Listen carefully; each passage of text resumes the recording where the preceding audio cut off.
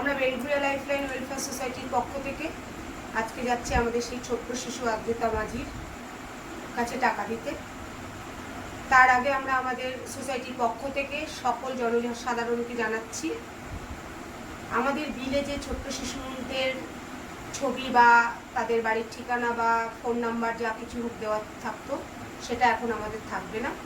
আমাদের বিলে এখন আমাদের ফেসবুক এবং ওয়েবসাইটের লিংক দেওয়া থাকবে। আপনারা সেখানে সেই লিংকে গিয়ে আমাদের বাচ্চাদের সমস্ত ডিটেলস জানতে পারবেন। আর যদি আপনারা ওখানে টাকা দিতে ইচ্ছুক থাকেন, ওই লিংকে গিয়ে আপনারা টাকাও দিতে পারবেন। তার জন্য আপনাদের একটা সার্টিফিকেট দেওয়া হবে। সেই সার্টিফিকেট এছাড়া সবাই ট্যাক্স বেনিফিটও পাবেন। আপনারা আপনাদের সুবিধা মতন সবাই ডোনেশন করবেন, পাশে থাকবেন। আর যারা কুপন কেটে ইচ্ছুক তারা কুপন কেটেও সহযোগিতা করবেন। আপনারা আপনাদের সব রকম সুবিধা দিয়ে আমাদের পাশে থাকবেন, আমাদের সাথে থাকবেন। আপনারা যে টাকা দিচ্ছেন সেই টাকার যে দিচ্ছেন, কত টাকা কে কী দিচ্ছেন, সমস্ত কিছুই ওর মধ্যে ওই লিঙ্কের দ্বারা দেখতে পারবেন। এছাড়া আপনাদের আরেকটা কথা জানাচ্ছি, আমাদের পাশে কত অন্ধ, কত অসহায় ভিক্ষা করে আসা মানুষও আমাদেরকে কিন্তু 10টা টাকার কুপন কেটে আমাদের পাশে থাকে। আমরা তাদের কাছে নিতে চাই না, কিন্তু তারা জোর করে আমাদের হাতে তুলে দেয়। এই সমস্ত মানুষের আশীর্বাদ আমাদের সোসাইটির উপরে আছে বলে টাকার থেকেও বড় জিনিস। তো আজকে আমাদের সোসাইটিটা ধাপে ধাপে অনেক দূর এগিয়ে এসেছে। সামনের দিনে এই সমস্ত মানুষরাও থাকবে, আপনারাও থাকবেন, আমরা অনেক দূর এগিয়ে যাব এই কামনা বলে আপনাদের সবার কাছে আমাদের সোসাইটির তরফ থেকে নমস্কার। আমরা বেলঘুরিয়া লাইফলাইন ওয়েলফেয়ার সোসাইটির পক্ষ থেকে আবার আজকে এসে গেছি আমাদের সেই ছোট্ট বাচ্চাটি আদ্রিজা মাঝির কাছে। কিন্তু দুঃখের বিষয়, আদ্রিজা মাঝি এখন ঘুমোচ্ছে, তাই আমরা বাচ্চাটিকে এনে আপনাদের সামনে দেখাতে পারলাম না। তাই বাচ্চাটির বাবা এসেছেন।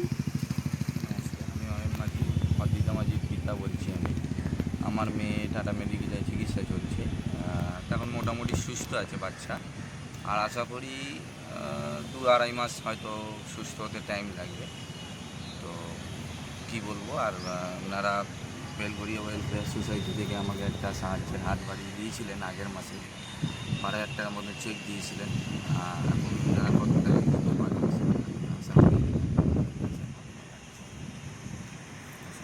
আমরা আমাদের বেলঘুরিয়া লাইফলাইন ওয়েলফেয়ার সোসাইটির পক্ষ থেকে এ মাসে আমরা 15,000 টাকার তুলে দিলাম আদ্রিতা মাঝির বাবার হাতে।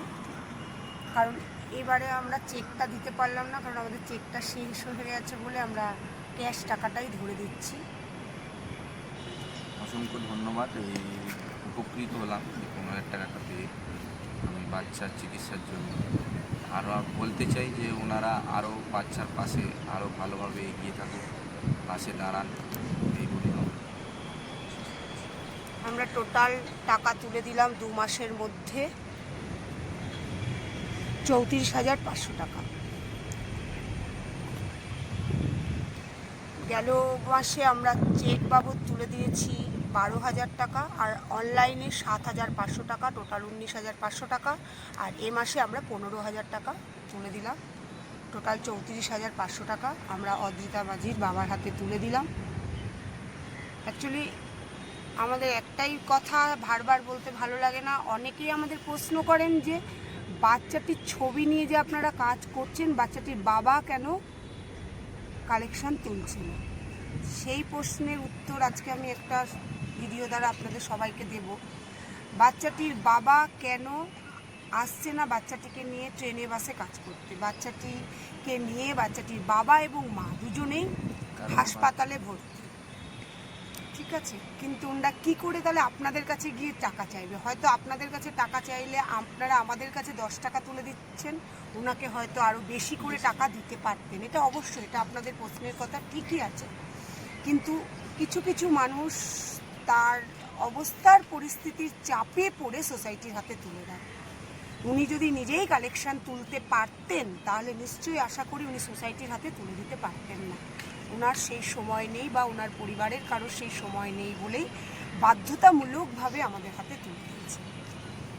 এবার প্রথম গেল 1 নম্বর এই একটা প্রশ্নের উত্তর।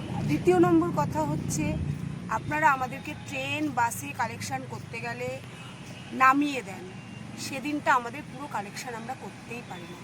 সপ্তাহে হয়তো দুদিন ছুটির দিনকে 2 দিন আমরা কালেকশন করতে বেরিয়েছি, কিন্তু আপনারা যদি সেই সময় আমাদের এরকমভাবে বিঘ্ন ঘটান তাহলে আমরা কি করে সেই কালেকশনটা তুলবো আর কি করেই বা বাচ্চাটির বাবার হাতে তুলে দেবো?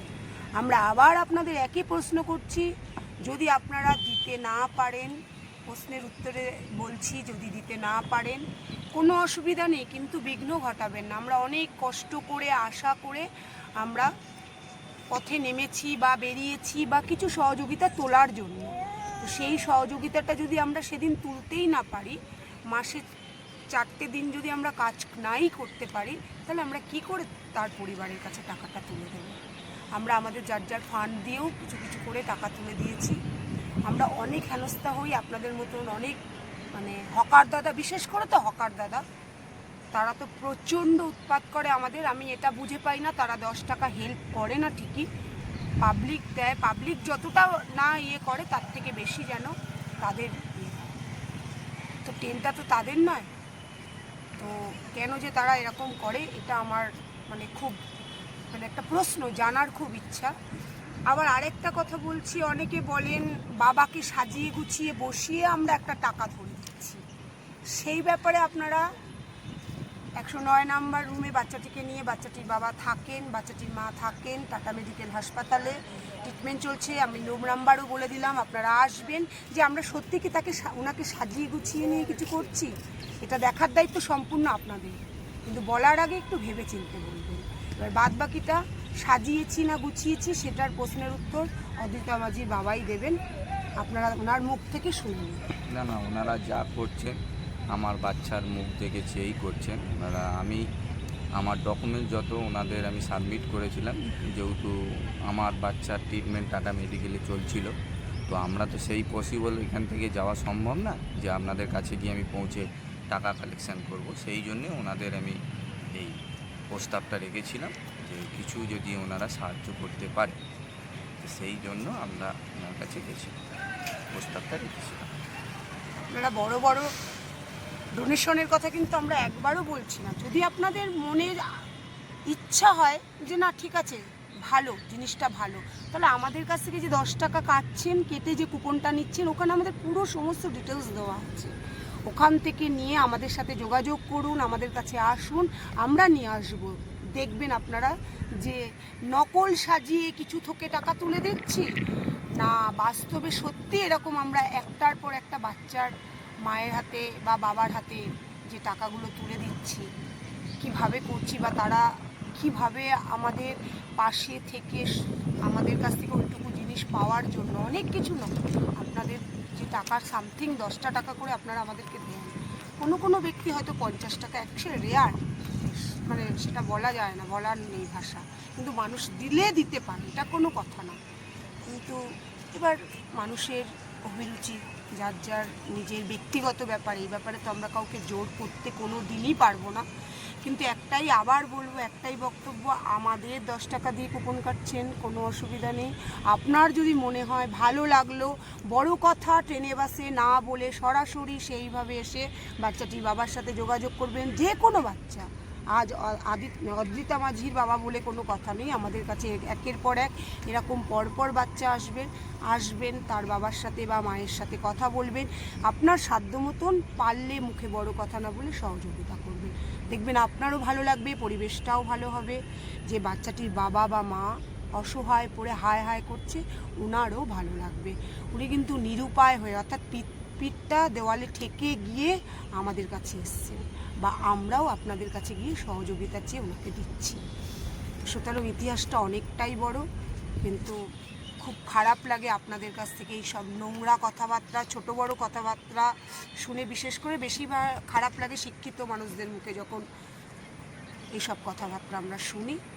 সেটা আমরা অনেকবারই ভিডিওতে বলছি, অনেকবারই জানাচ্ছি, এরকম করবেন না। না পারলে দেবেন না, অসুবিধা নেই, আমরা কেউ কোনো দিনই জোর করব না, কিন্তু বিশ্বাস লাগলে দেবেন, ভালো লাগলে ওটা দেখে এসে আরও ডোনেট করবেন, আপনারা নিজের হাতে এসে ডোনেট করবেন। আপনারা যে 10 টাকা দিচ্ছেন আমরা তুলে দিচ্ছি, এবার আপনাদের মন চাইলে আপনারা বেশি করে ডোনেট করুন, সরাসরি এসে ডোনেট করুন, আমাদের কোনো অসুবিধা নেই। এই বলে আমরা আজকে আমাদের কথা এখানে শেষ করছি।